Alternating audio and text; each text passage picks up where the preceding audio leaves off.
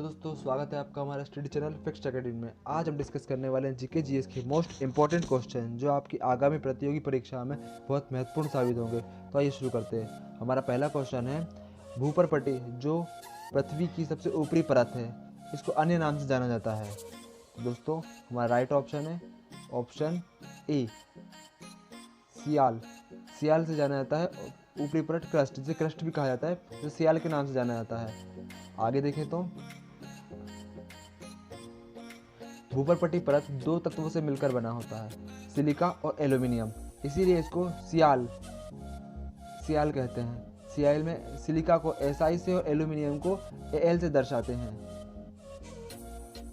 अगला देखें तो दोस्तों पृथ्वी की तीन परत होती हैं। पृथ्वी की तीन परत होती है, जिसमें पहली परत को क्रस्ट, दूसरी को मेंटल और तीसरी को कोर कहा जाता है। तो पहली परत को सियाल कहा जाता है, अन्य नाम सियाल है। क्रस्ट का अन्य नाम सियाल है। मेंटल, इस परत को मेंटल कहा जाता है। मेंटल सिलिका और मैग्नीशियम की प्रधानता होती है, इसीलिए इसे सीमा, Ci से सिलिका और Ma से मैग्नीशियम, इसलिए इसे सीमा कहा जाता है।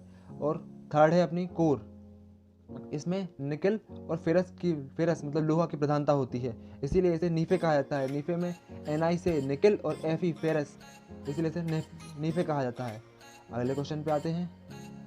हमारा अगला क्वेश्चन है, रडार सिस्टम में किन तरंगों का उपयोग किया जाता है। दोस्तों आप जानते होंगे रडार सिस्टम का प्रयोग आसमान में उड़ने वाले हवाई जहाज या उड़न तस्तियों की निगरानी करने के लिए किया जाता है। रडार में सूक्ष्म तरंग माइक्रोवेव का उपयोग किया जाता है।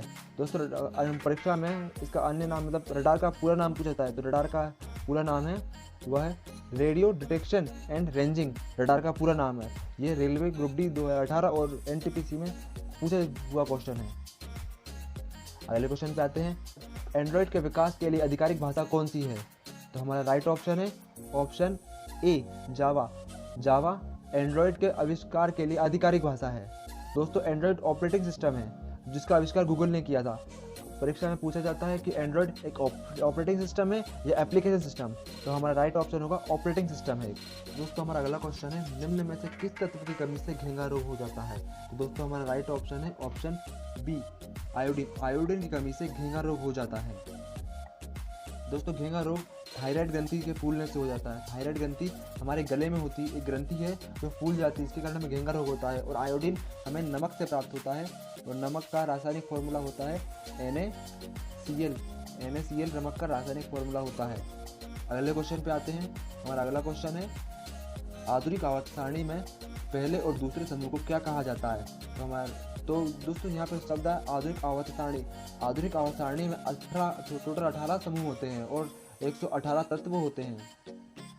और यहाँ पे पूछा गया पहले और दूसरे समूह को क्या कहा जाता है। तो यहाँ पर राइट ऑप्शन होगा ऑप्शन ए, एस ब्लॉक कहा जाता है पहले और दूसरे समूह को। आधुनिक आवर्त सारणी रदरफोर्ड ने किया था। अगले क्वेश्चन पे आते हैं। हमारा अगला क्वेश्चन है, स्प्रेडशीट फाइलें सामान्यतः किस एक्सटेंशन के साथ सेव होती हैं। यहाँ पे के साथ सेव, दोस्तों यहाँ पे सेव आएगा SAVE।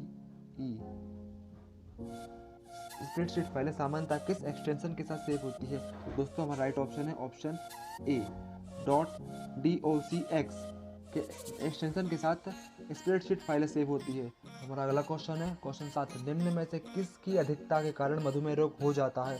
दोस्तों हमारा राइट ऑप्शन है ऑप्शन सी, ग्लूकोज की अधिकता के कारण मधुमेह रोग हो जाता है। और इस रोग में ग्लूकोज की मात्रा को कम करने के लिए इंसुलिन का प्रयोग किया जाता है। और अगले क्वेश्चन पे आए तो हमारा अगला क्वेश्चन है क्वेश्चन नंबर 8, निम्न में से कौन द्रव्यमान की इकाई नहीं है। तो दोस्तों हमारा ऑप्शन है डी, डायन द्रव्यमान की इकाई नहीं है। यह CGS पद्धति में बल की इकाई है। CGS पद्धति में बल की इकाई है डायन। और अन्य ऑप्शन को डिस्कस करें तो पौंड, FPS पद्धति में पौंड